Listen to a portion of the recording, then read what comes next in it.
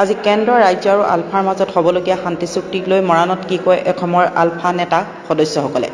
শুক্ৰবাৰে দিনৰ 1 বজাত জানিব পৰা মতে আজি কেন্দ্ৰ ৰাজ্য আৰু আলফাৰ মাজত সম্পাদিত হ'ব বহু প্ৰত্যাশিত শান্তি চুক্তি। দিল্লী 9 ব্লকত হ'বলগীয়া ত্ৰিপাক্ষিক শান্তি চুক্তিক লৈ বিভিন্ন লোকৰ মাজত মিশ্ৰিত প্ৰতিক্ৰিয়া প্ৰকাশ কৰিছে প্ৰাক্তন আলফা কেডাৰেৰে গঠিত প্ৰাক্তন আলফা সমন্বয়ৰক্ষী সমিতিয়ে।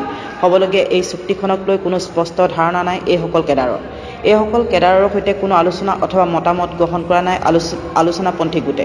এই চুক্তি অসমৰ জনসাধাৰণে বিচৰা ধৰণে হোৱাটো কামনা কৰিছে প্ৰাক্তন আলফা সমন্বয়ৰক্ষী সমিতিয়ে। তদুপৰি হ'বলগীয়া এই চুক্তিখন আখৰে আখৰে ৰূপায়ণ হোৱাৰ দাবী এইসকল কেডাৰৰ। আলফাৰ সংগ্ৰামত প্ৰাণ আহুতি দিয়া যুৱকৰ পৰিয়ালৰ বাবে আৰু নিৰ্যাতিত পৰিয়ালৰ বাবে অৰ্থ সাহায্যৰ বিষয়েও এই শান্তি চুক্তিত থাকিব বুলি আশা প্ৰাক্তন আলফা সমন্বয়ৰক্ষী সমিতিৰ। এতিয়া পেকেজৰ কথা এটা কৈ আছে আলোচনা এতিয়া যিটো তাৰমানে হেৰি হ'ব শান্তি চুক্তি হ'ব তাত পেকেজৰ কথা পেকেজটো এতিয়া যিটো পুখুৰীত টোপখিনি দিছে সেই টোপখিনি সৰু সৰু মাছবিলাকে খাব পাব নাপায় আৰু হেৰি কি বুলি কয় নিৰ্যাতিত পংগু হোৱাবিলাকে এইবিলাক মুঠতে ঢুকি পাবগৈ নাপায়।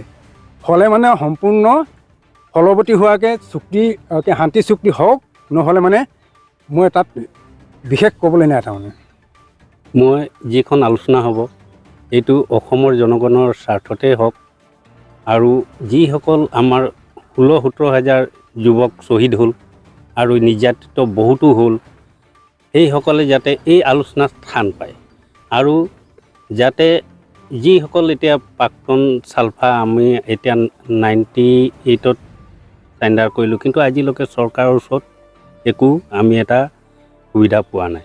আজি 13 বছৰ প্ৰায় মই 89ৰ পৰাই আলফা কৰিলোঁ আৰু অব্যাহতি লৈ মই 98ত ওলাই আহি তাৰপিছত যি আমি ভাৰতীয় সংবিধানৰ তলত থাকিব লাগে, নহয়তো এটা বিদ্ৰোহী সংগঠন বুলি আমাক ৰেষ্ট কৰিলে।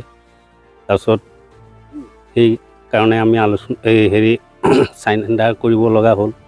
চাৰেণ্ডাৰ কৰি এতিয়া আমি ভাৰতীয় সংবিধানৰ যি নীতি নিয়ম সেইবোৰ মানি চলিছোঁ। কিন্তু আমি চৰকাৰক বহুতবাৰ নিবেদন কৰিলোঁ, কিন্তু আজিলৈকে আমি এছাম প্ৰায় 15-16 হাজাৰ যুৱকে একো আমি এই চৰকাৰৰ ফালৰ পৰা একো সুবিধা পোৱা নাই। যাতে এই আলোচনাত যাতে সেইখিনি ওপৰতো গুৰুত্ব দিয়ক আৰু যিসকল শ্বহীদ হৈছে তেওঁলোকৰ আজি বহুতো যুৱক এনেকুৱা আমাৰ আলফাত যোৱা যুৱকেই হওক বহুতো শ্বহীদ হ'ল, সেইসকলৰ প্ৰতি মানে চৰকাৰে আৰু যি আমাৰ আলোচনা কৰিবলৈ গৈছে আলফাৰ নেতাবৰ্গই এইখিনিৰ ওপৰত যাতে অলপ মানে মনোযোগ দিব লাগে।